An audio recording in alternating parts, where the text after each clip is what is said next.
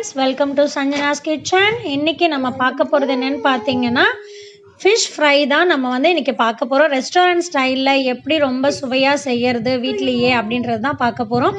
அதுக்கு நான் முன்னாடியே இன்றைக்கி வஞ்சர மீன் வாங்கி வச்சுருந்தேன், அதை வாஷ் பண்ணி வச்சுருக்கேன். தேவையான பொருட்கள் பார்த்திங்க அப்படின்னா, தனி மிளகாய் தூள் வேணும், அதுக்கப்புறம் மஞ்சள் தூள், அதுக்கப்புறம் தேவையான அளவு உப்பு சேர்த்துக்கோங்க, இஞ்சி பூண்டு பேஸ்ட் போட்டுக்கலாம், அதுக்கப்புறம் கார்ன்ஃப்ளவர் மாவு அதை தனியாக எடுத்து கொஞ்சோண்டு ஆயில் விட்டுக்கோங்க.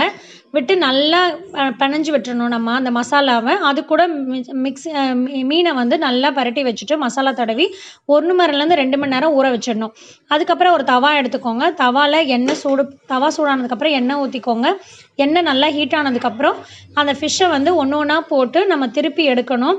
கொஞ்சம் நல்லா பொன்னிறமானதுக்கப்புறம் இந்த சைடு திருப்பி போடுங்க. திருப்பி போட்டு மசாலா நல்லா ஒன்றோட ஒன்றா மிக்ஸ் ஆனதுக்கப்புறம் நல்லா பாருங்கள், இந்த ப்ரௌன் கலரில் வரும்போது எடுக்கணும்.